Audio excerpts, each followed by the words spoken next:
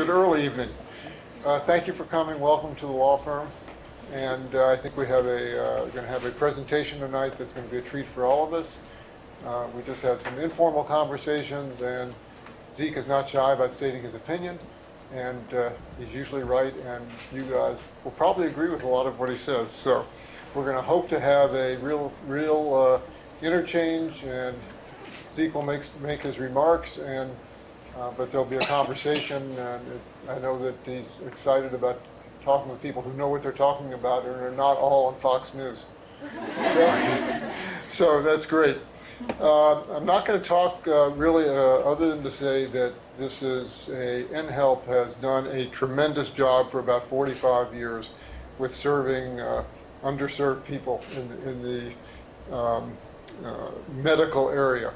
I always refer to it as the public interest law firm for Medicaid. That's for Medicaid recipients. That's the easiest way I know to explain it to people who aren't familiar with it. But it goes so far beyond that in terms of the policy that NHeLP does, and our 30 lawyers, 20 lawyers, 20 lawyers, 30 staff, and then the people from around the country that are engaged. It's just tremendous. So.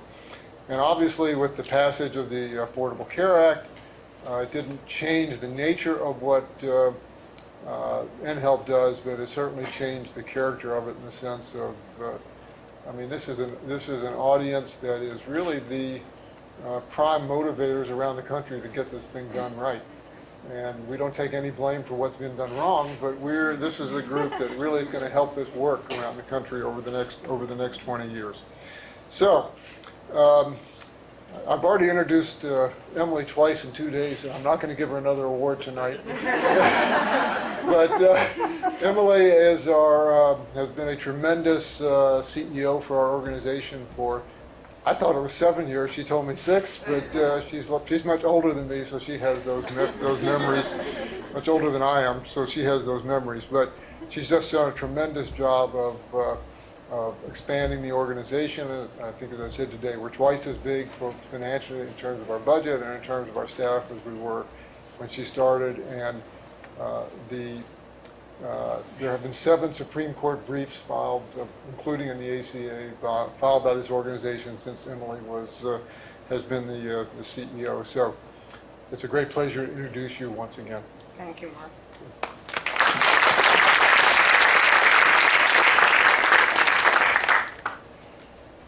Thanks, Mark, for that introduction. This is only my first time really introducing Mark in these few days. And I was going to say all sorts of great, nice things about him. But, well, I'm not introducing you. I'm thanking you. Okay. Mark, you really are a true inspiration. While running one of the major law firms in Washington and also maintaining your own busy law practice, Mark has made public service a priority. Mark has chaired more not-for-profit boards than I can count, and has inculcated in his firm the notion that public service is the duty of all attorneys. Indeed, he had those words engraved on the big entry wall to the law firm. Mark, I really thank you for everything you've done, and I really thank you and your staff as well for hosting us this evening. By the way, I did want to add something about that. There will be food after the presentation. We have a rule of no food in the auditorium, so we thought it would be better to wait to serve it until after, and we keep people here. I have to say we've been really well fed for the past couple of days, so I think we can wait. The other quality I didn't know about Mark was that he was so sneaky, so I want to thank Mark again and all of you for the award that I got today. I really am moved. As most of you know, the National Health Law Program has been around for almost 45 years, working to protect and advance the health rights of low-income and underserved individuals. We use different approaches. We educate, we advocate, and when we have to, we litigate. And we work with all of you who are in this room. Advocates and legal aid lawyers who work at the state level across the country, policymakers who work here in DC, private attorneys who help us leverage our resources so our impact is that much greater, and academics. It is the concerted effort of all of us that is so critical. and we are making a difference. The passage of the Affordable Care Act, as we all know, was a monumental achievement. Maybe not a perfect law, but a step in the right direction. And surviving the Supreme Court challenge, in part, was an achievement. Again, not a perfect outcome, but a step in the right direction. We are expanding Medicaid, not in every state, but a step in the right direction. And implementing the ACA, not perfectly, but we are making enormous strides. I thank all of you for your roles in these achievements. This evening, we are lucky to have with us someone who has had a remarkable impact on health policy. Dr. Emanuel is the Vice Provost for Global Initiatives, the Diane V.S. Levy and Robert M. Levy University Professor and Chair of the Department of Medical Ethics and Health Policy at the University of Pennsylvania. He is also a frequent op-ed contributor to the New York Times. I'm going to mention, by the way, I'm going to give you the very, very abbreviated version of this remarkable resume, but we do want to get to the food. Until January 2011, Dr. Emanuel served as a special advisor on health policy to the director of the Office of Management and Budget and National Economic Council. He was the founding chair of the Department of Bioethics at the National Institutes of Health and held that position until August of 2011. He is also a breast oncologist and author. After completing Amherst College, he received his Master's of Science from Oxford University in biochemistry. He received his MD from Harvard Medical School and his PhD in political philosophy from Harvard as well. In most people, that would be considered a dilettante. In Dr. Emanuel's case, it's just one indication of his brilliance and interest in working in an interdisciplinary way. After completing his internship and residency in internal medicine at Boston's Beth Israel Hospital and his oncology fellowship at the Dana-Farber Cancer Institute, he joined the faculty at the Dana-Farber. Dr. Emanuel has authored 5 books and co-edited 6. Among others, he has a book on healthcare reform coming out in March 2014. His most recent book, Brothers Emanuel, A Memoir of an American Family, was released in March of this year. I should add that had I been the editor, I might have added the word atypical to the title, just so the rest of us would not be so intimidated. I also should add as an aside that as a holiday gift to my brothers, I agreed not to give the book to my parents. Dr. Emanuel has received numerous awards, including election to the Institutes of Medicine of the National Academy of Science.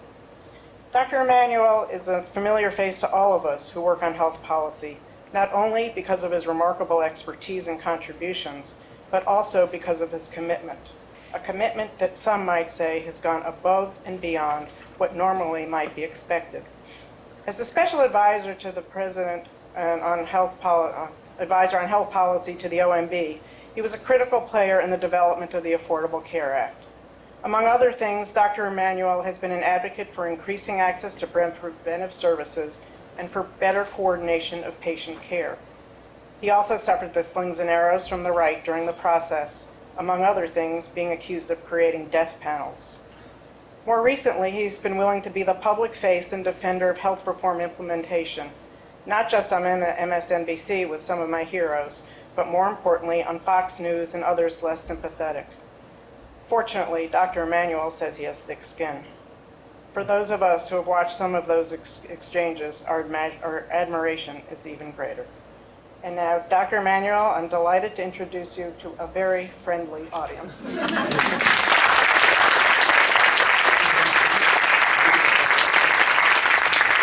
Well, it's a very different audience. They're sitting in the first row, so that's not the usual for a professor's experience. It's great to be here, and it really is a pleasure that I owe to Mark, and he can tell you why I'm paying back a debt, a big debt.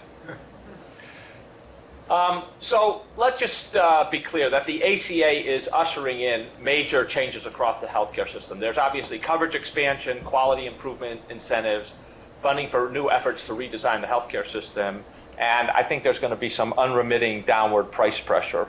When I normally give a talk like this to a other audience, I spend about the first 10 or 15 minutes talking about costs and not talking about access at all. And I emphasize that the big problem in the American healthcare system is the fact that we have these enormous costs that are causing all the access problems and the cutbacks. So I am a big advocate for trying to think about cost control and how cost control can actually improve the rest of the healthcare system. So this is, for those of you who see it, this is the graphic distribution of the uninsured Americans below 100% of poverty, the people who are going to be on Medicaid by and large. And you can see it closely mirrors red states. If every state were to expand Medicaid, we would have 5.4 million additional Americans, and you can see what the distribution there looks like from the states that are sort of sitting on the fence. If you look at the enrollees in Medicaid compared to the rest of the current enrollees, they're going to be slightly younger, slightly healthier, fewer chronic disease burdens, mostly because they're going to be young adults who hitherto have not gotten coverage, as you know. On the other hand, they're more likely to use alcohol and tobacco. You know, all the rhetoric about the exchanges has sort of hidden the fact that we've had a very big and successful enrollment of people in Medicaid, and that this has actually been a tremendous part of the rollout and the expansion in access. So I'm going to make some predictions here, and I can tell you why I think they're right. But I'm not going to do that now if you want to ask questions about it. Let me just remind you of one important factor about this fact that the rollout has been resisted by many states. It took 17 years to get all 50 states to enroll in the traditional Medicaid program. 1982 was the last state, Arizona, to adopt Medicaid. All right? We're going to have a similar fight, but as I say here, I think we're going to have 7 additional states expand their Medicaid programs. I think Pennsylvania is going to come on board. Some other states are going to get off the fence by 2015 after we get past the 2014 elections, so that they can fight them one more time on the ACA. And I actually think because of the financial deal, the fact that it's so lucrative to states, and they will give in, again, after it's quite clear that the ACA is the law of the land, it's going in place and people are getting used to it. So I'm actually predicting in the book that's coming out, all states are going to be on board, maybe minus Texas, by 2020. Now, one reason that expanding Medicaid is important came out in this series of papers related to the Oregon experiment, which you guys know better than I, this randomized experiment, because they didn't have enough money to cover everyone, so they randomized people who would go in and people who wouldn't, and followed a small percentage of them. And overwhelmingly, the most positive impact was on reducing the financial hardship on people who got Medicaid compared to those people who didn't, and really reducing it to almost zero. Not quite zero, but almost zero. And what that shows you and what that confirms is how important health insurance is for its primary function, which is to protect you against large random losses. Why do we have health insurance?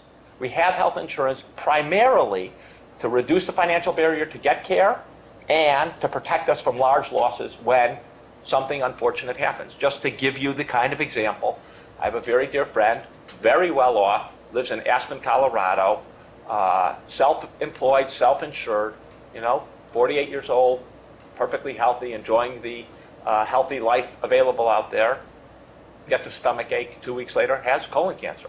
Operation, 6 days in the hospital, $77,000, right?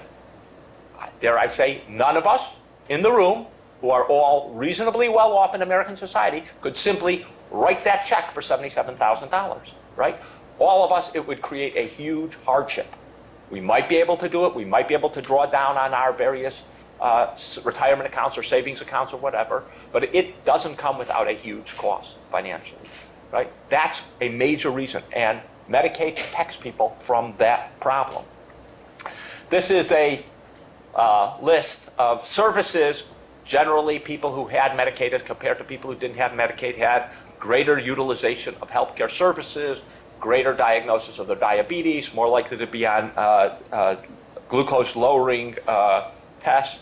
And then there is this idea, and it, I have to say, for most of us, it was disappointing that they didn't have a bigger impact, that experiment, on health outcomes after 2 years, right?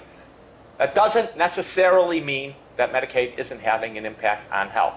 First of all, let's all be serious. Health care has some, but not a huge impact on health. We all know this, right? The major factors affecting our health are not health care, right? They're public health measures, they're eating well, they're not smoking, and they're exercising. And health care runs well behind those in terms of improving our health. Having said that, there's not a person in this room who would want to go without health insurance, right? Or that health care service when they need it. The study was randomized. It didn't measure the overall health status or effects over a meaningful period of time. It was a relatively short time, especially for the most important outcomes, which are chronic disease that I'll talk about in a second. And the population, while large by randomized controlled trial standards, was not large enough to find significant outcome differences on most major healthcare issues. You don't have that many people having major healthcare problems so that you have statistical significance. Even in the diabetes measure, it wasn't enough people. There's clearly many other changes. I just want to talk about this unremitting downward price pressure, because this is going to affect all of us, both for the good and the bad. And I think it's mostly good. So this is a study done by McKinsey, where they've sent 150,000 people through a simulation of exchanges and asked them and then looked at their buying habits. This, I think, I say this now, this is the third most important slide in health policy. I'm going to show you the second, I won't show you the first, but this shows you for the future. If you look at the top 6 items there on what people selected in the exchange, it's all price. Low premium, low copay, low deductible, low out-of-pockets. People, when they have to shop for themselves for health care, are very price sensitive. Now, hitherto, most of us do not shop for our own insurance, right? It is B2B. Insurers sell to the businesses, and you get whatever the businesses decided, or a limited choice for the business. Under those conditions, you are not so price sensitive. When you go in and you have to make that choice, you are much more price sensitive. Now notice the fourth from the bottom. It says access to best hospitals. Let me interpret what this graph means. If you are a best hospital and you are high priced, you are screwed. Okay? It says, I'm going to choose on price and not on best hospital. So the big academic centers in the country, they are in trouble. They are high priced in general. While they have the name brand, if forced to choose, people are going to choose on price rather than on that name brand. And that, I think, is going to be a dynamic that is going to be going forward for a long time. And the more people in the exchange, the more this is going to play out and have an impact on prices. To offset those lower premium demands by people, insurers are going to be more selective in how they construct their networks, narrow networks. And for those of you who aren't in this situation, narrow networks are worth a lot of money. Okay? Blue Shield of California was able to offer a product at a 14% price reduction with a narrow network. In Massachusetts, they've required companies who are playing on the exchange to have a narrow network product that's at least 12% below their other products. All right? You can do this by selecting very efficient doctors. High-cost providers are going to be excluded. Those are the academic health centers. So you're going to have a lot of pressure to build efficiencies into the system going forward. This is the way the exchanges are going to be very, very intensive, not necessarily in expanding access, but certainly in putting downward price pressure on the system. After all, once an employer sees what's available in the exchange, they're going to be demanding many similar kinds of arrangements and prices. Where's that efficiency going to come from? And there's really a 2-phase process here that I want to talk about. Phase number 1 relates to this graph. This is the second most important slide in health policy. And let me draw your attention to the little itty-bitty bar on the right. That says that half the population is basically out of the healthcare system, uses 2.7% of services. Right? They just don't use doctors except for acute care. Who are they? They're, our children and grandchildren. They're young, healthy adults. On the other hand, 10% of the population uses 2/3 of the dollars. So if you're interested in cost control, you're interested in improving quality, it's that 10% you have to focus on. And those are people who have chronic conditions. So if you look here on the slide in the back, you can see that about 84% of the dollars are spent on people with chronic conditions, and those tend to be older populations. So over the next decade, what I see as we have this downward price pressure focused on people with chronic conditions is emphasizing good care for people who are chronically ill. The key to cost control here, without compromising your quality, is prevention. Not primary prevention, tertiary prevention. Preventing people with chronic illness from getting sicker, and therefore using the healthcare system. That is going to be the key going forward to this cost control. So you're going to see payers and providers focusing on managing care for chronically ill people to keep them healthy. And they're going to develop new care models to eliminate unnecessary tests, reduce expensive specialist referrals, reduce ER visits, and reduce avoidable hospitalizations. This is not rocket science. It is a little harder than running a website, but we already know it can be done. There are lots of places around the country that it can be done. Here are just some of them. CareMore out in California has a remarkable model. A group health cooperative in Puget Sound, Dean Health System in Madison, Wisconsin are just some examples, by no means a comprehensive survey of places that are knocking it out of the park when it comes to these kind of parameters. What do? Well, first of all, it's team-based care. It's not doc-patient, it is a whole team. So they involve lots of different providers, whether it's nurse practitioners, navigators, health aides, dietitians, in the care of these chronically ill people. They build EHR, so the expansion of digital medicine through electronic health records is going to be key to getting care done efficiently, because you figure out what people who have chronic conditions aren't coming to see you, aren't getting the tests they need, aren't adhering.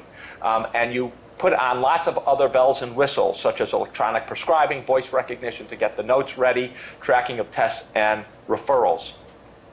You offer 24/7 access, so that it's not after 7 o'clock you call and you go to the emergency room. You use non-physician practitioners where you can. You use telephone and internet much more, and actually that reduces people's need to come into the hospital. And you make house calls, which current system's unheard of. In 1980, physician-patient interactions, only 1% were done at the patient's home. This Carina institution is a home house call maker that is hired by Microsoft and Costco in the Seattle area, sending someone to one of their employees' house in an emergency situation is about $400 or $500, substantially below an emergency room visit. They've now set up webcam urgent care visits. 77% of those interactions can be handled over the webcam for $75. Much more efficient. This hospital at home is a situation where people who have exacerbations of emphysema, exacerbations of heart failure, skin infections, or UTIs can be treated at home. In general, those kind of arrangements save about 20% and reduce actually the time under care by almost a full day, reduce complications because patients are actually at their house, sleeping, eating the food they want. Finally, none of that is really going to happen unless we change the payment model off fee-for-service. Bundled episode-based payment, I think, is going to come in much more. Medicare's recently run an experiment, this ACE demo at the bottom, where they've done bundled payment for cardiac and orthopedic procedures, and they save money. They have the authority, the Secretary has the authority to roll these out. I'm working with a group of oncologists and insurers as well as Medicare to try to get bundled payments for cancer care. I think this is going to be a very important way of transforming the system. Now, if you institute that package of care, like at places at Dean or CareMore, you can save about 20% of healthcare costs. Almost all those places have been able to knock off 20%. Once that's accomplished, system-wide, and I think over the decade we're going to see that, that's phase one. We're going to have a lot better care for the chronically ill, and we're going to be able to knock off about 20% of their care. Where will the next round of savings be? They're going to be in mental health. That is a big, huge, unanswered problem. We haven't gotten parity in terms of actual care, but we know that driving lots and lots of care is mental health problems. So we are going to then, I believe, the best places are beginning now, but it's really at the end of the decade when we'll see a real big expansion in focusing on depression, anxiety, dementia, intervening with these patients early. So let me just tell you a little story about what CareMore's done. They have 30 centers. They're a Medicare Advantage plan. They have 30 centers around mainly Southern California, but also Nevada and Arizona. When they looked at their situation, they have problems where mental health compounds the chronic disease model. They estimate that 4 to 5 times more utilization among patients with mental health problems. Of their 2% sickest dual eligibles, 60% had serious mental health issues. This is no news to you, I'm sure. So they've developed a SWAT team. You know, if they gave a patient who came in with depression a recommendation or referral to a psychiatrist, it would take 3 months in the normal process. Instead, they have put together psychologists, social workers, and lawyers, if necessary, to see a patient who is diagnosed as depressed or demented within 48 hours. When patients newly join CareMore, they screen them right at the start under this healthy start. They do a comprehensive health history, a comprehensive physical exam. They give them this community assessment risk score test where, you know, if you get 6 or more score on this thing, you have a 30% chance of hospitalization. They don't leave this first visit without someone, a physician, going over their medical record, talking to them, figuring out where the chance, what could go wrong that is going to result in a hospitalization or an ER visit, and address that before they end up in the clutches of the healthcare system. In this screen, 17% of patients screened during the healthy start have been diagnosed with depression. As I said, instead of a standard referral, they now see them within 48 hours. This is an over 65 population, not just dual eligibles. For Medicaid enrollees, it's going to be a big issue. This is the chronic illness profile of Medicaid enrollees. And you can see, you know, 22% are depressed, 16% have asthma, diabetes, obesity, high blood pressure. This focus on chronic illness, the focus on psychiatric care is going to be very, very important to this group of patients. And I think as we improve the care for the whole system, it's going to obviously interdigitate with people who are predominantly Medicaid providers. So I just want to say that I am, in general, an optimist about the healthcare system. By 2020, it's the end of the decade, the American healthcare system will be better. And by the way, you don't have to trust me. We've just recently done a poll where we surveyed 70 CEOs, COOs, CFOs of the largest health systems in the country and largest pediatric hospitals.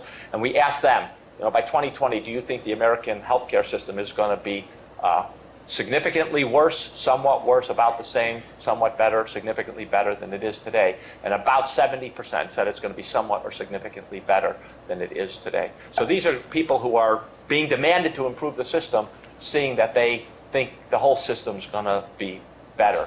That sort of counteracts a lot of the, I think, pessimism we have today. The pessimism is obvious, or is present for obvious reasons, right? We're in the midst of huge change. People are all anxious when change happens. They don't know whether they're going to be on the upside or the downside. Anxiety, you know, creates a sort of kind of pessimism. On the other hand, if you see where the direction things are going, you see what you can do to improve the system, I think you are pretty confident that by 2020 we're really going to have a better system. Now, the Affordable Care Act, not the only reason that's true, but it's certainly a catalyst. So let me just conclude with a few more projections for the future. The Congressional Budget Office projects that 25 million people will be in the exchanges by 2020. I think actually if the user experience is good, premiums remain reasonable, and, you know, places like California and Minnesota and Kentucky, they are very reasonable. Not every state. Colorado, for example, is not great premiums yet. I think you're going to see a lot of employers put their workers into the exchange. They're sitting on the fence now. They're uncertain what they're going to do. But I think if this turns out to be a positive, my actual guesstimate is that by the end of the decade, I think we're going to see about 75 million people in the exchanges, much more than CBO. CBO is almost always too conservative in these things. The big issue, 7 million people by April 1st at the end of open enrollment period. That's what the Congressional Budget Office has estimated. That's going to be the test of whether Obamacare is a success or not. Do we get those 7 million? I'm predicting that we'll have 30 million by 2016. And we'll see a lot more people from employers in the exchange. And here's my big one, that by 2025, less than 20% of workers in private sector companies are going to have employer-sponsored insurance. I think that is going away. And I think, if the exchange proves viable, by 2025, my eldest daughter will be 42 years old. She will have bought everything in her life on the internet. And why should health insurance be different? So I think this is going forward going to be a major, major change for transformation. Thank you very much, and I look forward to your questions.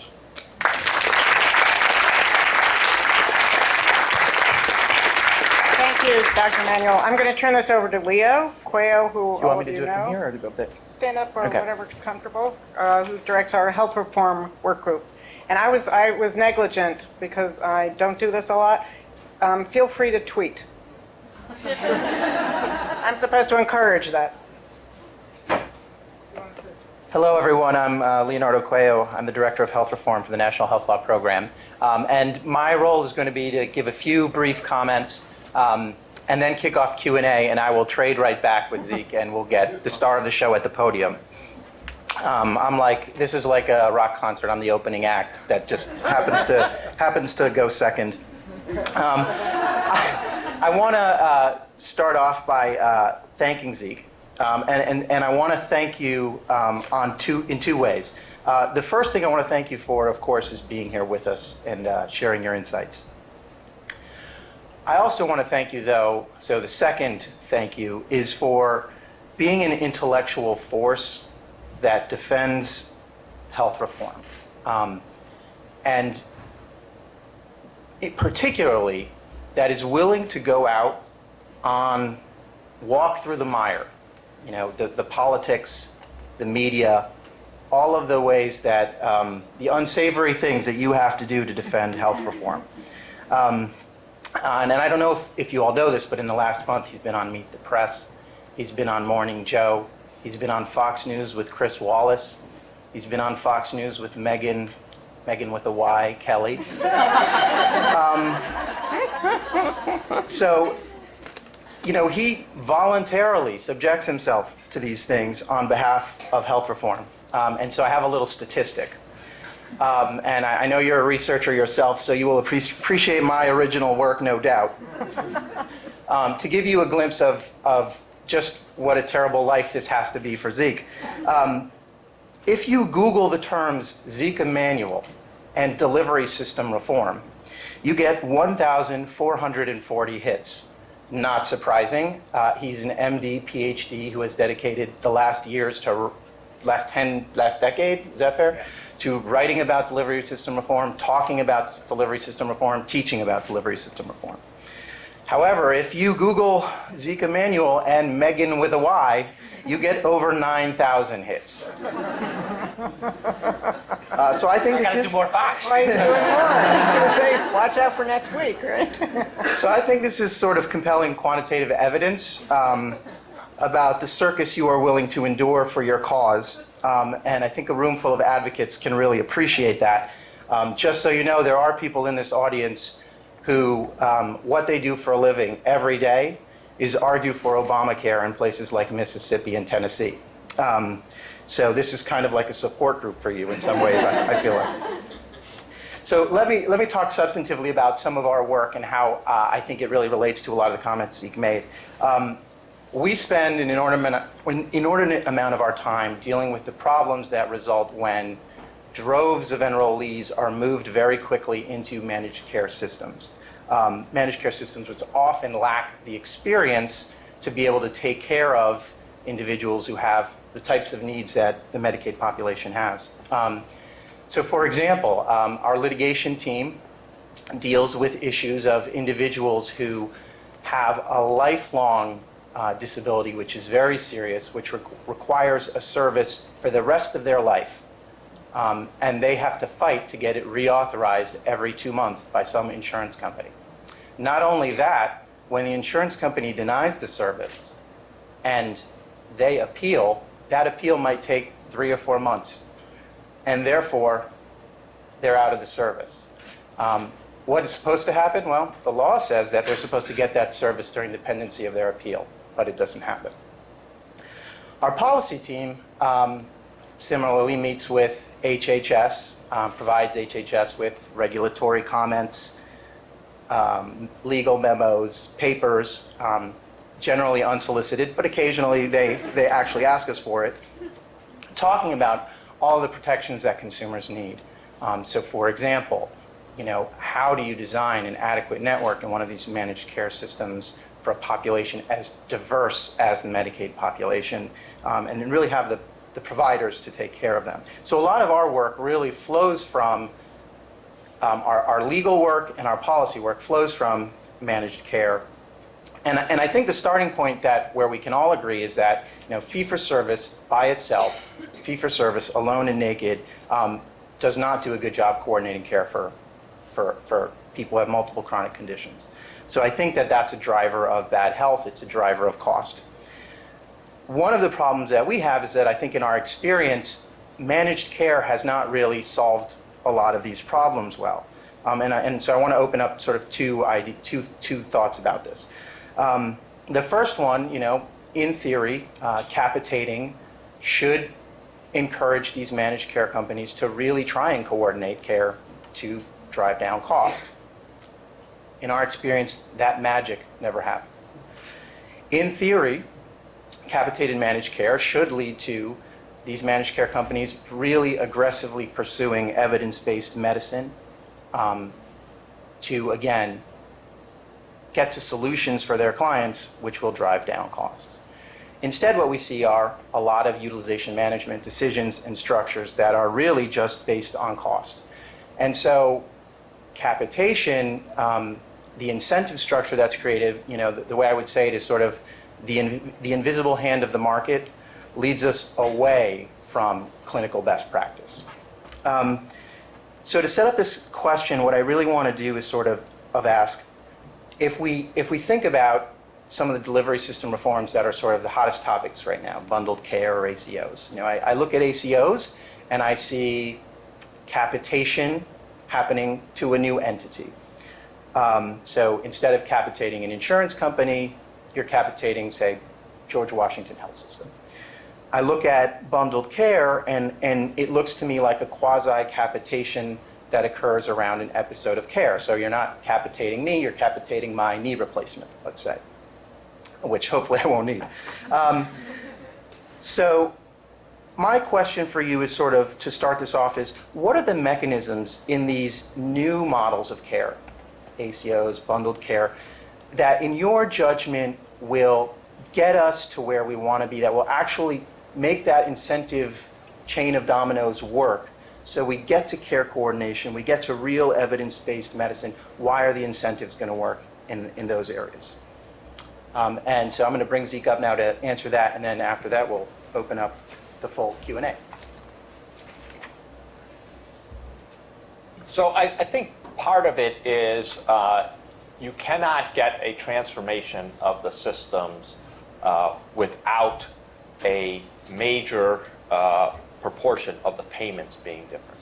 So what happens for a lot of the current providers is they have a small set of payments. I'm not talking about the insurance companies, I'm talking about the providers, a small set of payments that are, say, from Medicaid or from managed care, Medicare, But that's not enough. I mean, first of all, they typically get, while there may be capitation to the insurer, there's not capitation to the provider and not capitation to transform the care. And second of all, it's too small a part of their portfolio. You need a much larger part of the system so that it pays to transform the care. So if you look at one of the big, I think, problems of the kind of experiments we're running in ACOs, for example, is you've got to have a large number of people and to invest the money to transform your care. And so one of the things I worry about, and it's not a trivial worry, is that if you're running experiments for 3 years, it really doesn't pay you to transform the way you deliver care unless you can be sure that's going to continue, or that you are going to actually have a large proportion of your population in this new payment model. And so we have a misalignment at the moment, which I think, again, it's going to take a decade to get that alignment right, where we have either too small amount of the payment going in this direction or not enough of the patients in this. When we get a fairly large amount of concentrated payment change for a large portion of the patient population, I think you're going to have people who are focused on saving. Notice that almost all the groups I identified were Medicare. Well, they have a insurance as well as a provider side to them. So that's true for CareMore, it's true for Dean, and that intersection I think is important. That's going to proliferate. The accountable care organizations that continue are almost all going to become integrated delivery systems. They're going to take on risk. If you don't believe me, just look at places like Partners in Boston that has bought an insurance, neighborhood health, that's listed on the exchange. They're going to get some experience, and then 3, 4, some short period of time from now, they're going to be listing themselves on the exchange, and they are going to be responsible. We also, at the moment, don't fully know how to pay doctors to induce them to transform their care. They can't do it spontaneously. They need a lot of help in doing that, and we don't, we haven't figured out how to give them that help and to get them to transform. Again, we're going to learn this over the next couple of years. Just having a small portion of payments in the Medicaid section, where people think they're underpaid anyway, to transform care and to make it much more continuous and to be a much more higher quality, I think is the reason we've had a failure so far in Medicaid, but why I'm actually optimistic going forward. We're probably not going to repeat the same failure. That doesn't mean that some companies won't screw it up. That doesn't mean in some places it won't fail. But I think we will find over the course of the decade a secret sauce that really will lead to better care. And you're seeing, I think, this, what happened to CareMore? Well, WellPoint bought them for $800 million. So you ask yourself, what is a big for-profit insurance doing buying this group that actually can deliver high-quality care at 20% less than their competitors? I figure they want to figure out that secret sauce and replicate it. You can see this in other insurers buying other providers that have figured out this solution. So that's the reason for my optimism and why I think hitherto we've had a problem, but going forward we're going to actually be able to do it better. Thanks, Zeke. The floor is now open, so I know we have a couple of wandering mics that are going to come down the side of the aisles. So just raise your hand and fire away. Yeah, in the back there. So your chart showed that most people do on price, but 11% care about the best hospitals. That 11% includes every person in the country who contributes to political campaigns. I guarantee you that. And if, as in California, you have no platinum plans, which include a University of California hospital in them, the political fallout among the people, the only people who count in this country, are the 11% who make the campaign contribution. There's going to be hell to pay. So how can we structure this so that one or more of the exchange plans can be true platinum plans? That is not platinum because they have lower deductibles and copays, which the rich don't care about anyway. But they, in fact, include all the hospitals, by the way, that you and I will go to in a second when we're sick. Hopkins, Penn, Harvard, Stanford, UCSF, etc. Because without that, there was going to be the same kind of political blowback that destroyed the HMO movement. and it could really undermine the success of ACA. I'm not actually completely convinced by what you say. There is already a heavy political movement by the pediatric hospitals to get themselves mandated in, and I think this is going to be a big mistake by states. And I assume some states are going to resist that mandate, and some states are going to fall for the mandate, and we'll see how that plays out. But I think that in many places, I mean, the University of California systems are extremely expensive systems. There are plenty of high-quality providers outside of that system. It's not a necessary component.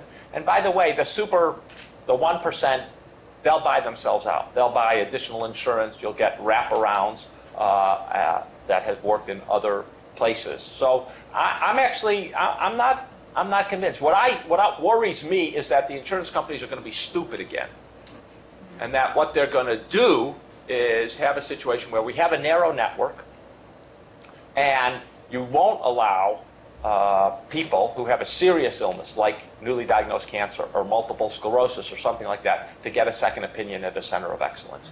Now, it seems to me that's a cheap deal for people to make to reduce the political pressure and the one or two horror stories that are going to come out.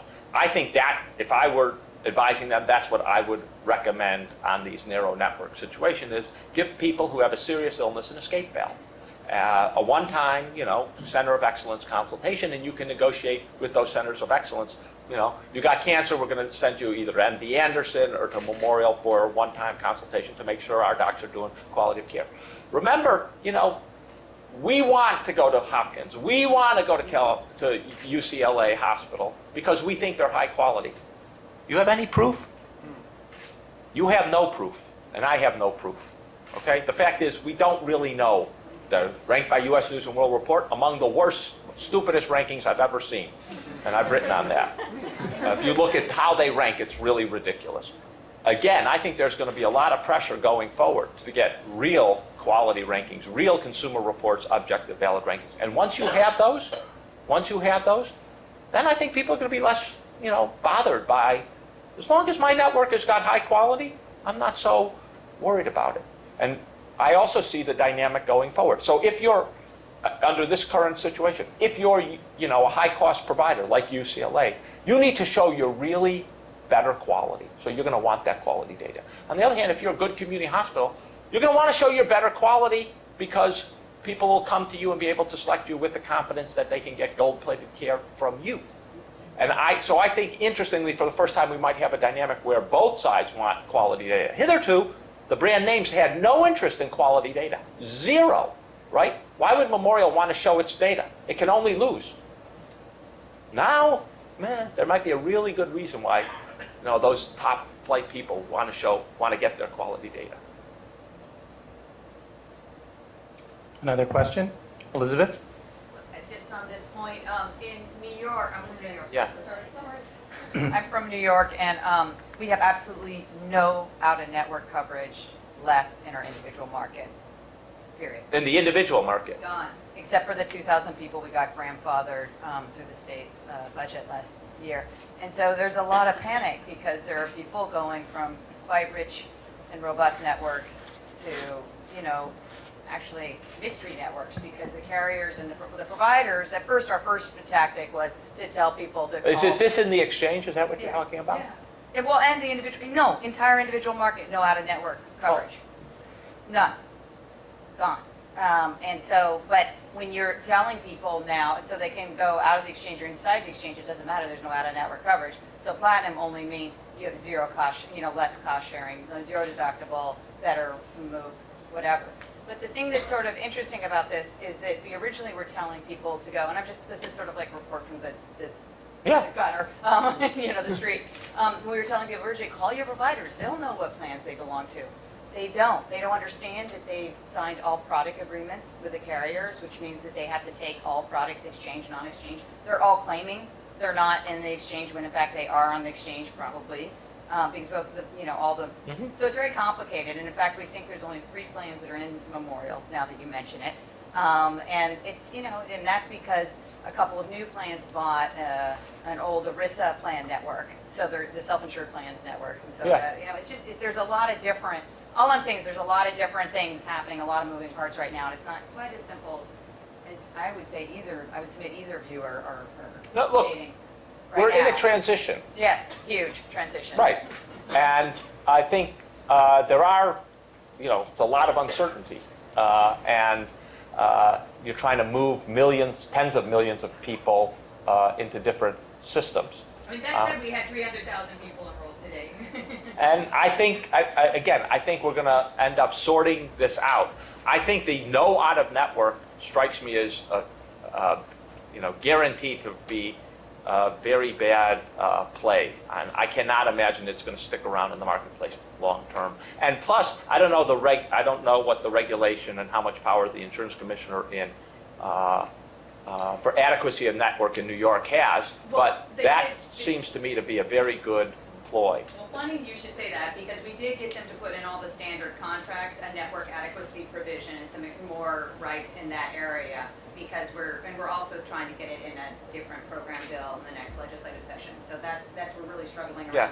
network adequacy. I think network adequacy is a very important thing to have, but you don't want to say get rid of the ability to have a selective network. And I think getting that balance right is critically important. Hi. I'm interested in your prediction on the drop in employer-sponsored coverage and whether you think that's a good thing or a bad thing. It was a pretty dramatic statistic. Well, no statistic, I'm making a guess. I think it's a good thing.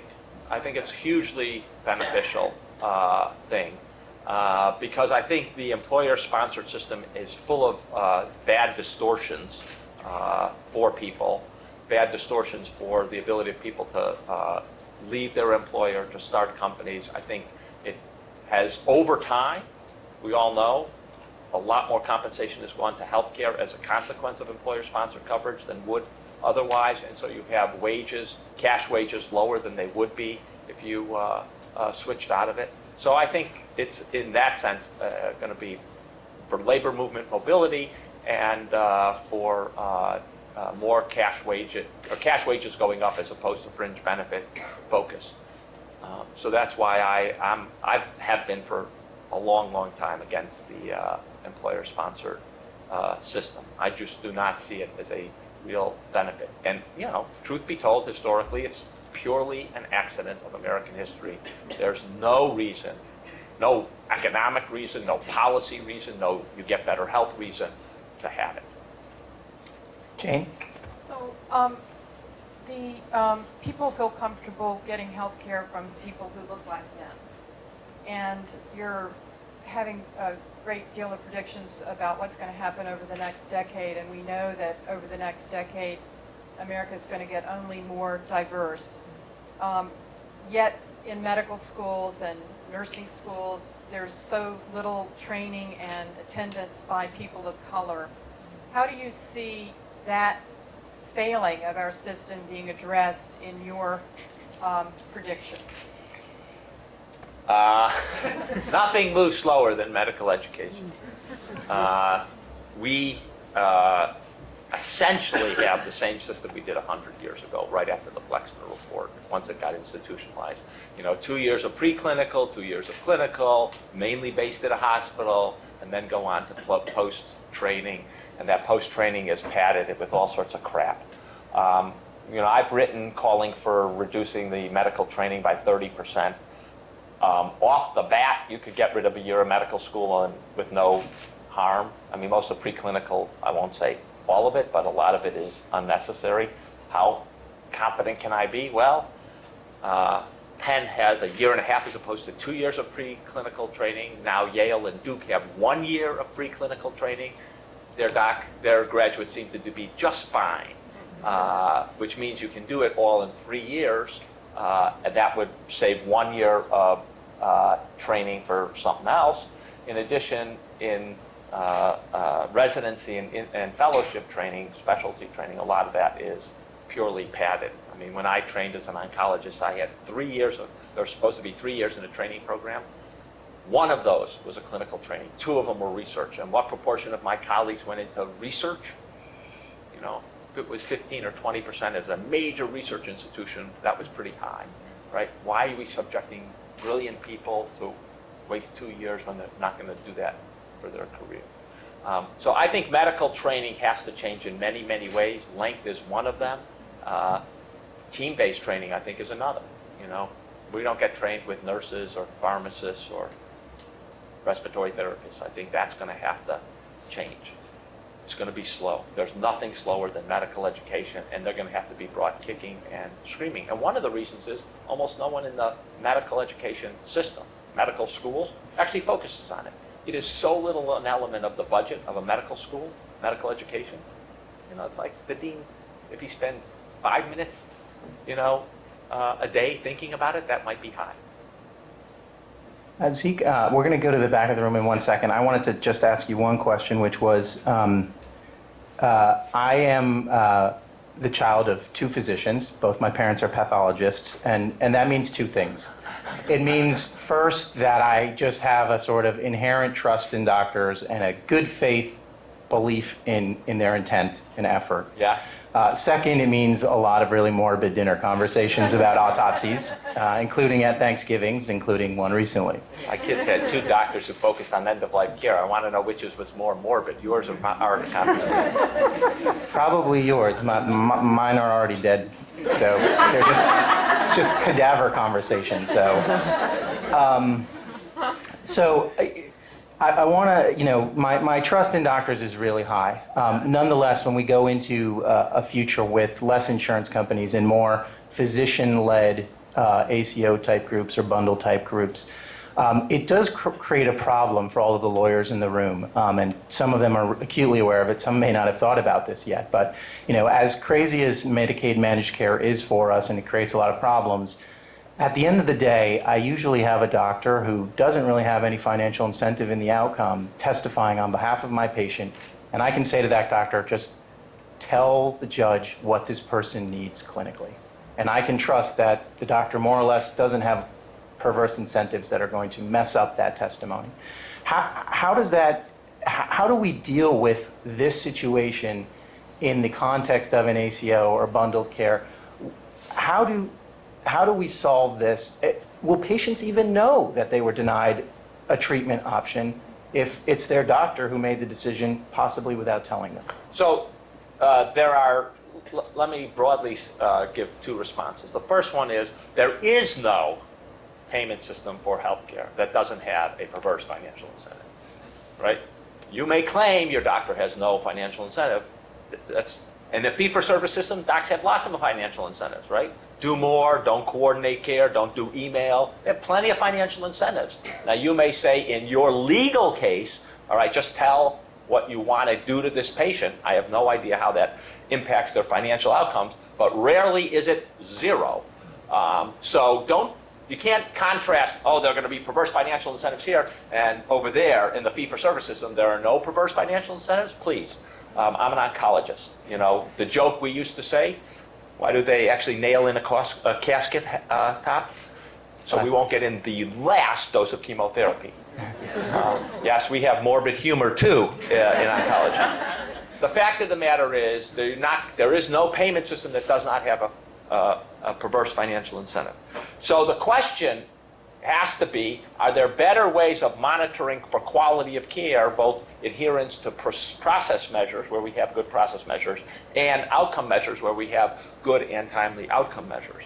Now, we don't have them for everything, but for a lot of big important things, like cardiac procedures, like cancer, we actually have both good process measures and good outcome measures.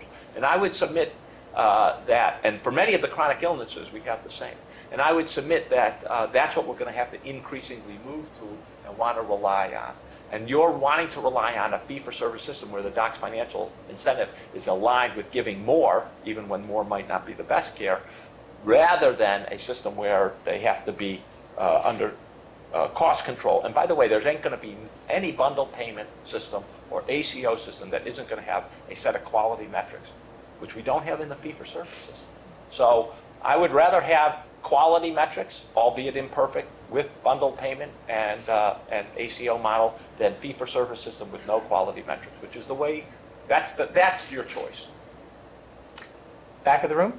Yes, my name is Matthew Cochran. I'm with a firm that represents a number of recipients and providers in North and South Carolina. You mentioned reverse incentives, and there's also some discussion of innovations in terms of making the money work. I think it was October 30 when Sebelius sent out a letter regarding the payment of premiums in the ACA marketplace by third parties, particularly providers paying the premiums for folks to get them involved in ACA care. The conclusion in that letter was that it's fine because those tax credits, whatever it might be, are not federal healthcare or federal programs. 5 or 6 days later, CMS came back and said, actually, we discourage this, and we don't want anyone paying premiums on behalf of applicants or individuals without providing any real basis. I was wondering if anyone on the panel could comment on the extent to which you see an option for providers, or if not providers, separate charitable structures to participate in paying the premiums for patients to make the system work a little bit better for those who don't have the resources to do that. I'm sorry, I don't know the letter you're referring to, and Can I give you the Yeah. summary of it? Because I'm familiar with the issue. The issue is that, sometimes you have, let's say, a hospital system that has a charitable foundation that what they would like to do is step in and pay the exchange premiums on behalf of, let's say, some frequent flyers at the hospital system, because it's much better for them to use their charitable monies to pay for those premiums than rack up unpaid bills. Yeah. And so this actually... Somehow this reminds me of states taxing their doctors Medicaid payments to get higher costs or more reimbursement back from the feds to offset their payments. I mean, I have to say that I'm a little bothered by hospitals actually doing that.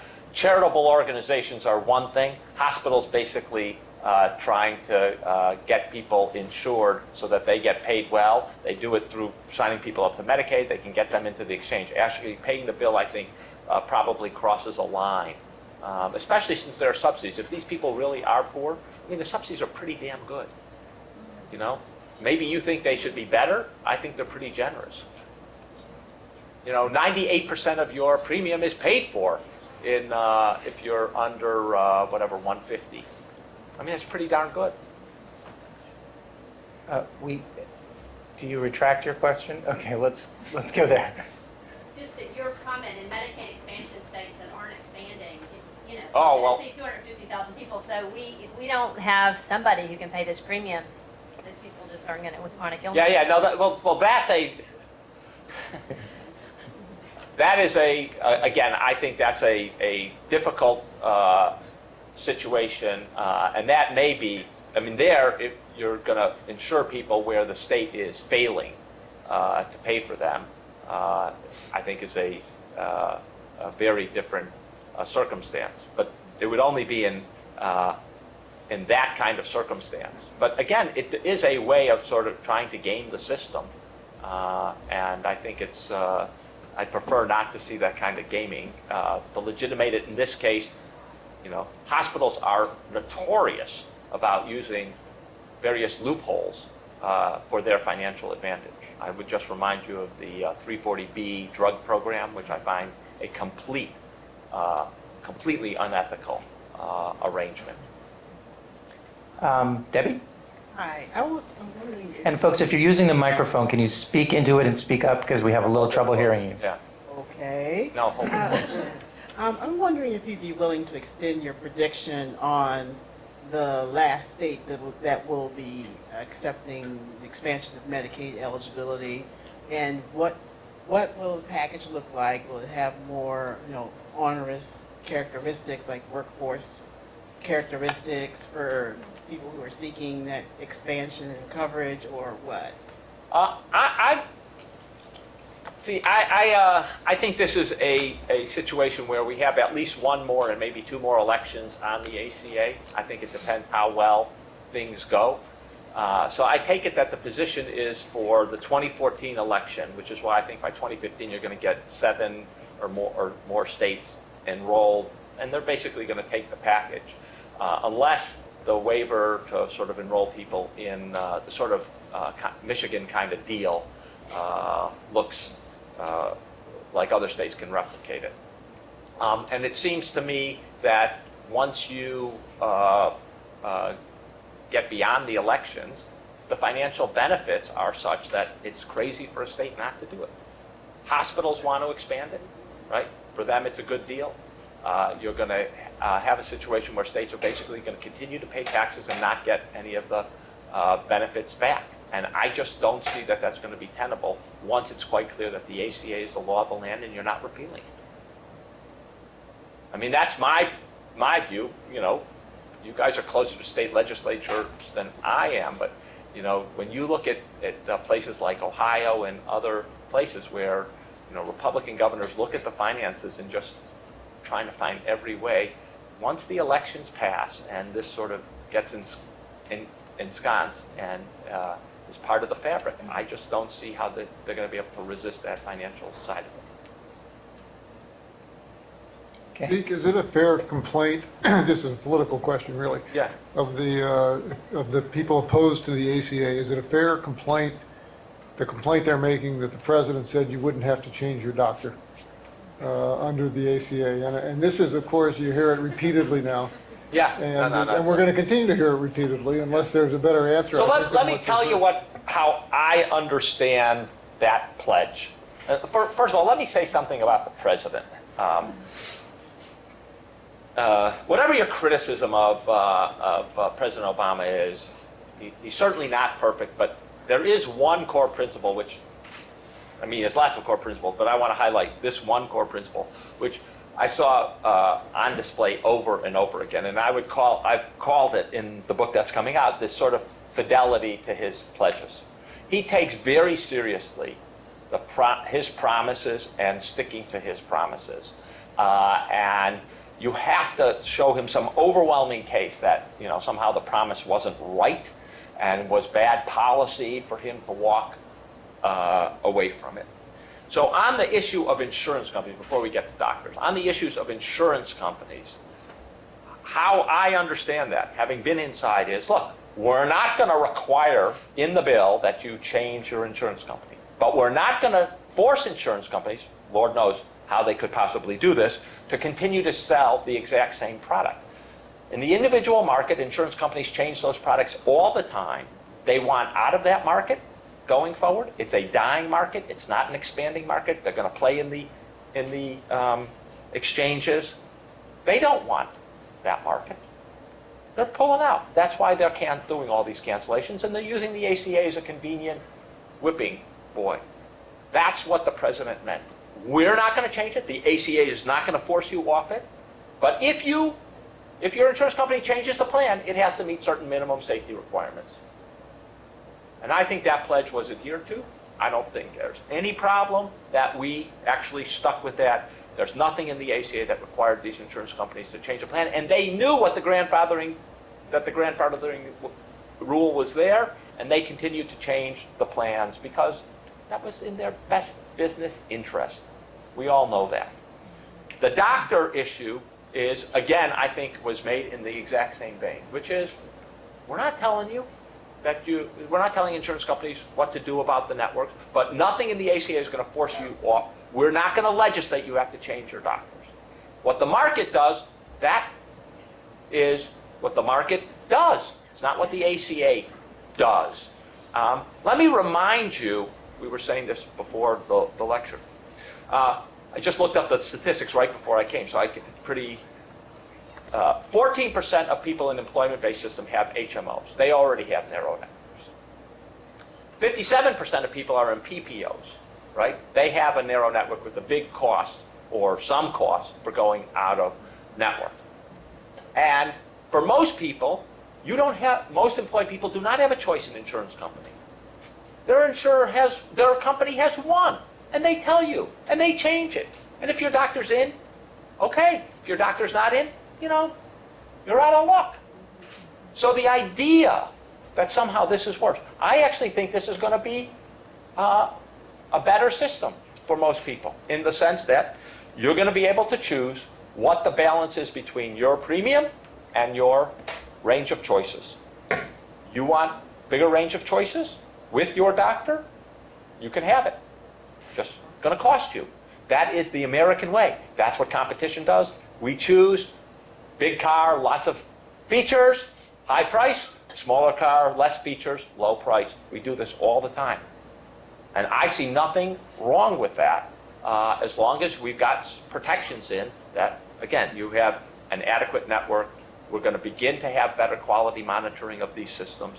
So that's the way I understand it. And I think it's easy to demonize what the president said, but nothing in the ACA is forcing anyone to change under those conditions. Companies might It should change. be easier to present a more cogent reaction, like you've just done, than the administration has done, frankly. Even on MSNBC, I might get a minute. And it's very hard to present that. And I do think the president has more time, and I do think he has to do a better job of explaining that, none of this would be a serious problem. Right. Zero if we had had a functioning exchange from day one. If it were functioning at the same quality it is today, this would not have been an argument that would have gotten any traction. Because most of those people, we know statistically, most of those people who got the cancellation notices actually have better options, either more benefits at the same price or equivalent benefits at a lower price in the exchange. But, we didn't have a functioning exchange, and all sorts of havoc spun out of that. Let's go to Susan. I can just talk. I wanted to kind of combine some of these things that I... Just hold the mic up to your, no, just hold the mic up. You don't have to do it. Yes? Yeah, Okay. hold it close. All right. Kind of looking at both your prediction about employer-based and also the cost issues. And I'm wondering, one of the things that many middle-class people and employed people don't have the high deductibles that are in the exchange plans. And I'm wondering I'm wondering what you think about kind of the sticker shock, the idea that, it's fine to talk about affordability of premiums, but you have to pay $2,500 before your insurance kicks in, or $4,500 in a bronze plan. How do you think that's going to impact access to care and people actually continuing to buy insurance when they get hit with those bills? Okay, shoot. So I think that there are two pockets here, roughly speaking, of people. High users and low users. So let's talk about the low users. For the high users, right? Certainly 2,500, most of them are going to blow through. 4,500, a fair number of them are going to blow through with one hospitalization. And so they're going to be covered. And, insurance is supposed to work that way. It's not supposed to cover the everyday. And what gets lost when you have a high deductible arrangement? Preventative services. That's what, right? You're not relieving my pain now. I don't have a fever that you're attending to, so people put it off, and they, the financial barrier. And so one of the, I think, brilliant strokes in the Affordable Care Act is, look, we're going to cover those preventative services that we want you to get. Now, this is like value-based insurance. We want you to get them. We know that finances is a big barrier, and we're going to make that free, and you can't, the deductible doesn't come into play here. I think that actually is a pretty good stroke of policy structure, frankly. And once you're sick, look, I guess you can go to the emergency room for something really acute. 8 stitches or something, it's going to cost you $2,000. It's not going to be covered by the deductible, and you're going to actually have to pay that out of pocket. But you're going to pay that out of pocket. On the other hand, if you get admitted overnight, you're going to blow through the deductible, and you're going to be covered. I think that's the way insurance ought to work. Maybe you don't. And if you, even at that level, even at $4,800, for most people, right, it's it's a lot, but it's not going to put you into bankruptcy. And, you know, once you're into that healthcare system with a chronic illness, you're going to be covered for most of it. I do think and also remember, for people under 250%, there is cost-sharing subsidies in there, assuming they are not going to be hit by the sequester. And I think, again, it's a way of trying to structure and understand this system to get people to do the things we want them to do, like preventative services, but also to get them to be financially responsible for not just doing anything. Let's go to the woman next to Wayne there, who had her hand up. Do you still have a question? And just so you all know, prior to coming up here, Zeke denounced the title of architect of the ACA. He said there were other people involved. So when he says many people. So when he says the ACA has a brilliant policy provision, it doesn't run afoul of any anti-kickback problem. That certainly wasn't me. You talked a little bit about the fact that in time, care will get more coordinated. A few years ago, maybe in the past 10 years, one of the big changes that happened was, you know, a lot of technology got upgraded in hospitals. So you had this new thing of by the hospital bedside, everything was getting inputted. And if you went to any technology group, I had a lot of Indian friends and went to a lot of little tech meetings. It was the big talk in the last 10 years about the new software that was going to kick in and make everything so coordinated, and, you know, delivery would be seamless. And so, and the second point is, it's not really rocket science that if you coordinate care for one person, you're going to do a better job. So what has prevented really the system in all these years in actually coming down, either using the technology that's kind of, you know, moved in, or just in kind of like a common sense approach of, if we coordinate it, it's going to be cheaper, better for the individual. So is there like a financial incentive that plays in? Absolutely. Look, I think you need different components to make this kind of arrangement work. First of all, you need electronic health records that really does work. That you have to have that in and of itself. It won't transform the care.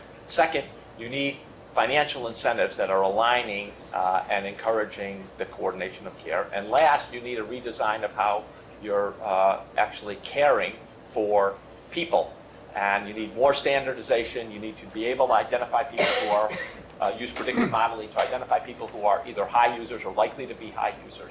That combination has not existed, and primarily, it still doesn't exist in most places. I think over the course of the decade, it's going to become more dominant. Look, if you get paid fee for service, you have no reason as a hospital to do a good job. You have every reason to do a crummy job, right? Patient comes back, you get paid again. Ka-ching. It's like billing by the hour for a while. Exactly. You want, you know, I had a friend who used this analogy. I don't know how many of you were waiters or waitresses in your time, right? I mean, what's the determinant of how much you make?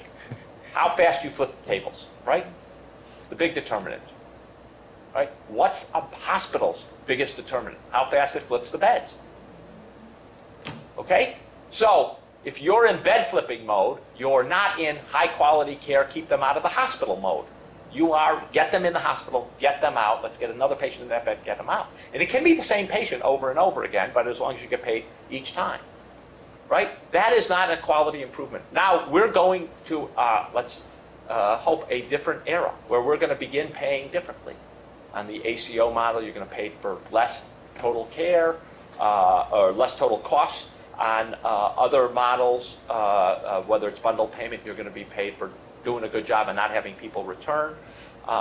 Similarly, on the post-acute care, we know that varies widely, right? 78% of the geographic variation in cost is post-acute care.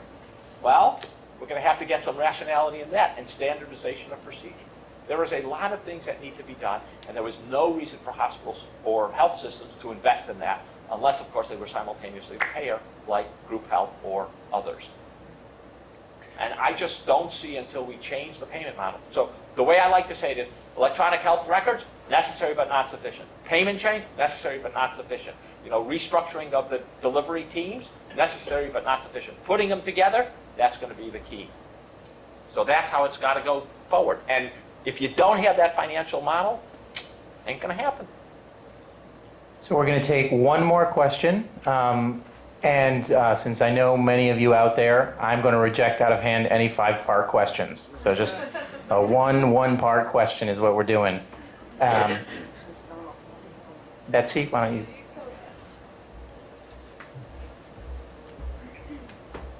Thanks very much for being here. We really appreciate it. I was wondering if you have any thoughts or predictions about access to health care for immigrants. I know, of course, it will vary by every state and will be impacted a lot by immigration reform. Hopefully will pass, but I just wondered if you have any predictions. Look, it's purely a political issue, right?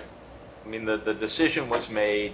There is no way we could get this passed and with coverage for undocumented immigrants. And no one was going to let the hope of getting undocumented immigrants basically kill the whole bill. I mean, it's just that's all there is to it. And, we have a not very good system of people providing free care or, cash on the barrelhead kind of care or clinic care for these undocumented immigrants. I don't see it changing substantially going forward. I just don't see, if anything, it might get tighter with the dish payments going down. But I just don't see how that, you have to sort of pick your poisons here. And if I think we made a perfectly rational decision, the president did, which is the whole bill going down and immigrants included, what good is it to the immigrants? The whole bill having a chance of passing with no immigrants in, it seems to me that's a no-brainer decision, and the president did what he had to do. So I think that's just that simple, a political calculation, and he made the right political calculation. Don't forget, we tried for 100 years to reform this healthcare system, right? Failed many times in the past, at least twice in the past. It looked so imminent. It looked like it was guaranteed. It looked like we had alignment, and it fell apart. That we got this is so lucky. The number of near-death experiences, right? August 2009, right? Scott Brown. I mean, the Supreme Court, go on and on. That it's still here, pretty amazing. Thank you.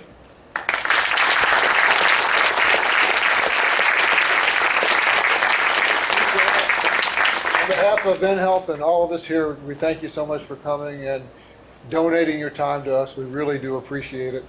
And I think the message that you're hearing from us is keep up the great work. Thank you so much.